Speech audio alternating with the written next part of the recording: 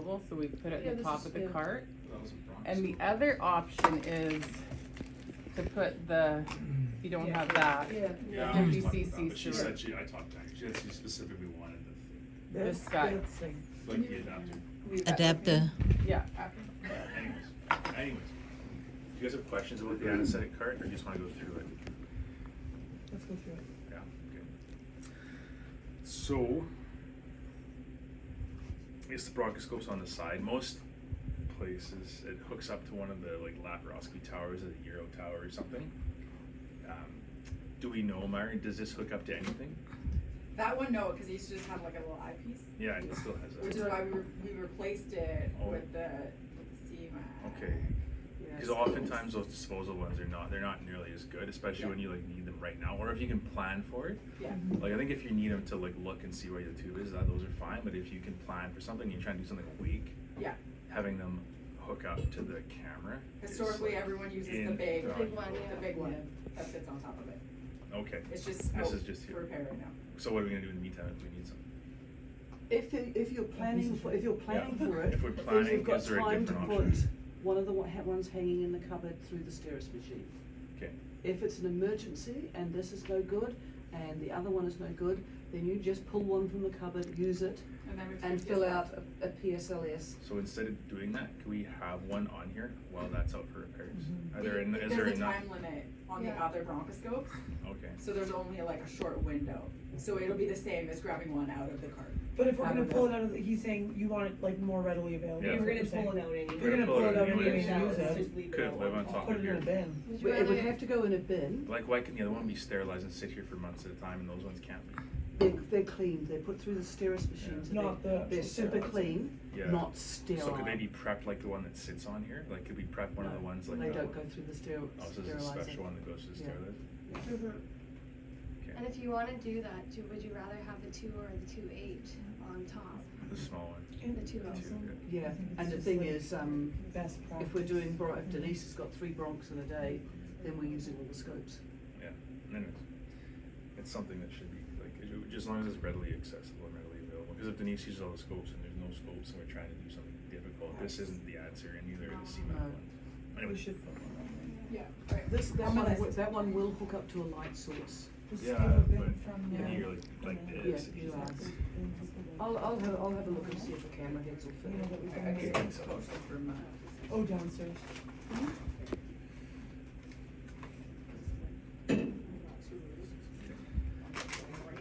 So there's a couple of key things, I guess, just looking at what's on top. So bougies and airway exchange catheters are different. So if anybody's asking for an airway exchange catheter, what they are trying to do is like pull whatever's in there out and either leave this in to protect the airway so that we know that, or not to protect it, but to mark it so that if we have to reintubate in a hurry and the airway is difficult, we can just slide it back over this. And the bougie, you guys all know, is what's hanging in the rooms now.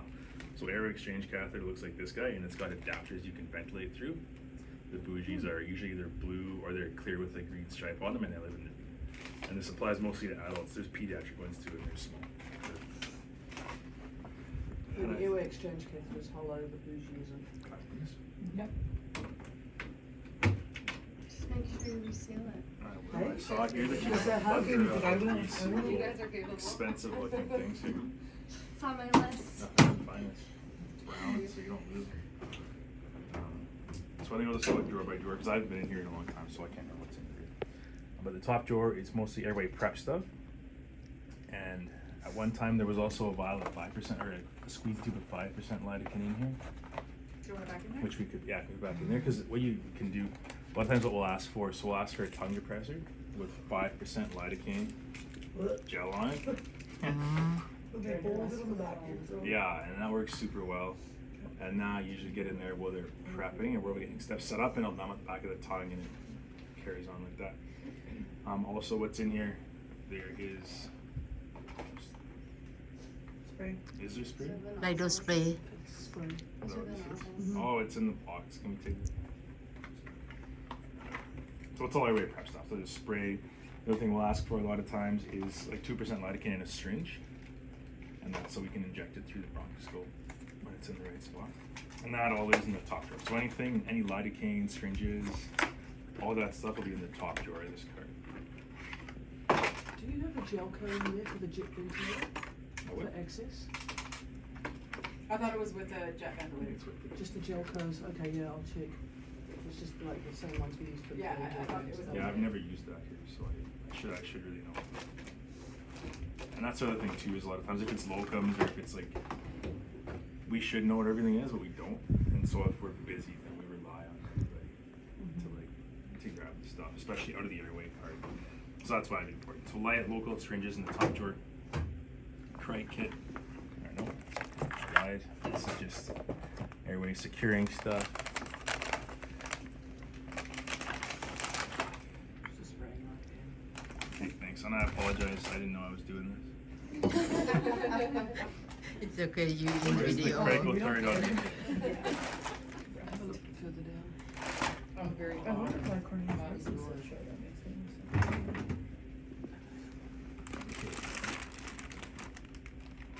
So those are the percutaneous ones.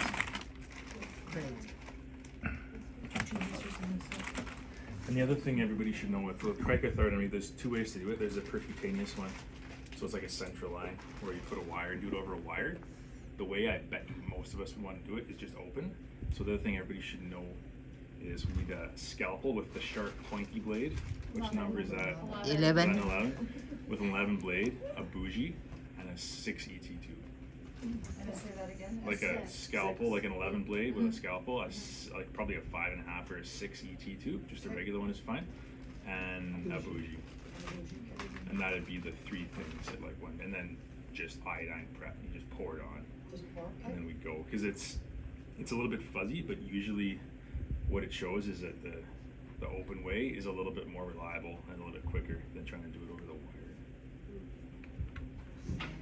Go up to that drawer. Ah, there's scalpels in here. There you go. But they're not. Yeah, that would work. So the scalpels are in here. And the other thing that we like a lot is these pink airways. The pink one, so this is a Williams airway. So if somebody asks for a Williams airway, it's the pink one or the yellow one. They're in the anesthetic room. They are. Anesthetic room. Jody found them for me. And then there's also this one. It's called a, so I think Keith brought these in. So it's called an Ovis Sapien airway, back it says. And it's does the same thing as these guys do. What they work great for is just directing the scope. So instead of putting it in the mouth and fighting with the tongue and everything like this, if either one of those or one of these guys is in the mouth, it directs everything really nicely and it avoids that whole part of trying to fiddle with the scope and the tongue and get everything out of the way. These guys though the cylinder's not fully formed, there's like a slot at the back. So instead of having to pull the T-cap off the endotracheal tube, you can just slide it through this. So the other thing is that if we ask to get set up for an awake intubation or a fiber optic intubation, ask if we want, because you might not remember, if we want the TP, like the little, on the top of the endotracheal tube, there's that connector. Ask if we want that in or out. Because if we're using these, it'll have to be out. And that's so we can slide this over that tube. I'll give it to you. So this split one over here, what was this one for? Same thing as these, like fiber optic intubations, but instead of having to pull that little connector off the top of the ET tube, because of the way that's constructed, you can just slide it over the ET tube. It's the same idea as those the sheaths that surgeons just pull apart. Yeah, same as instead of having to pull everything apart, So is that the airway device more just comes apart. effective than that? I don't know. I haven't used Because those Keith brought until these Keith ones brought in? those in. Okay. Yeah, where I trained and worked, we just used the Williams ones, like the pink and yellow ones, and just pulled the connector off the ET tube. And I think they're a little bit longer, and I kind of like the curve of those a bit better, but ultimately, either one does the same thing.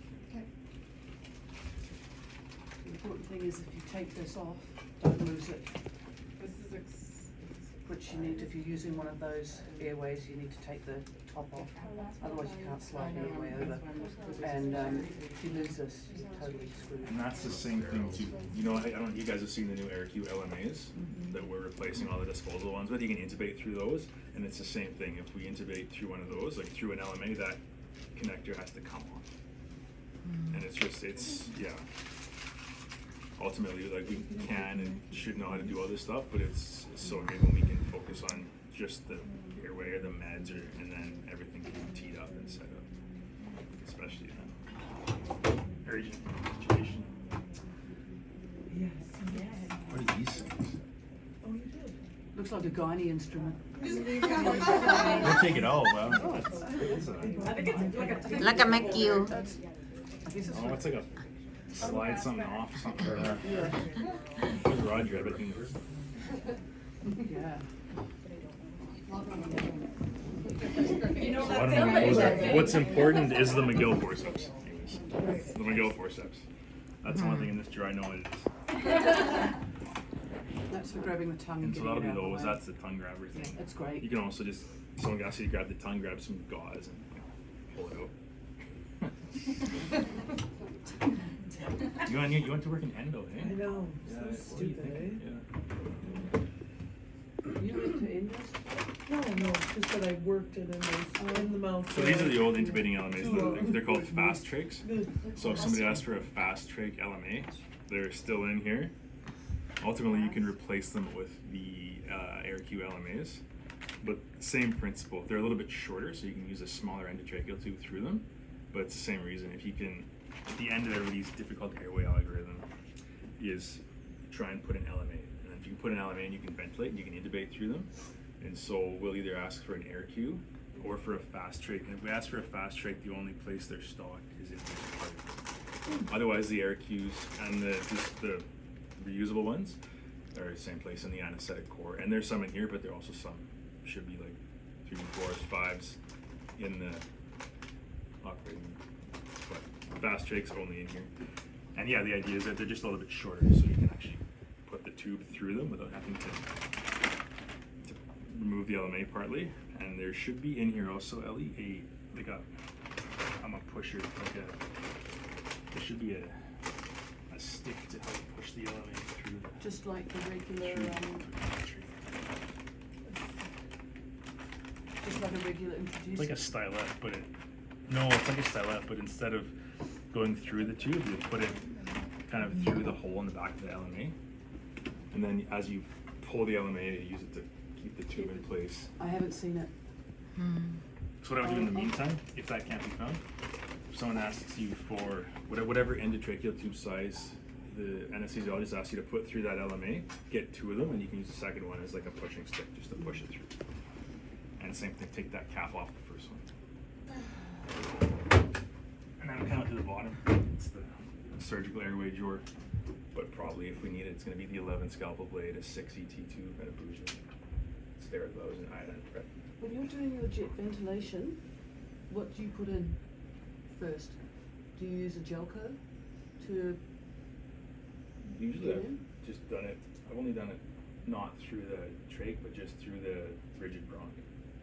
No, if you've got say you've got someone with a Ludwig's angina and you're using a jet ventilator, Mm-hmm.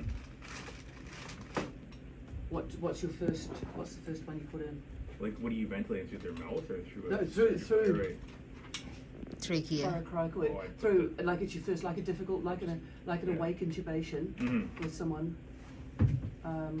I've worked with guys that just use like the orange gelcos. What's a gel coat? IV big cannula, IVs. Oh, like the a big one. 14 gauge Yeah, IV. yeah. You put that in, Yeah. take the needle out, hook this up, Oh, okay. and then you just Yeah, I think if jetting. you're in with extremes, that. I would put a 14 gauge IV Yeah. and jet through that, and then that would buy you some time to Yeah, and that, figure yeah, out a plan, yeah. or get ENT here or something.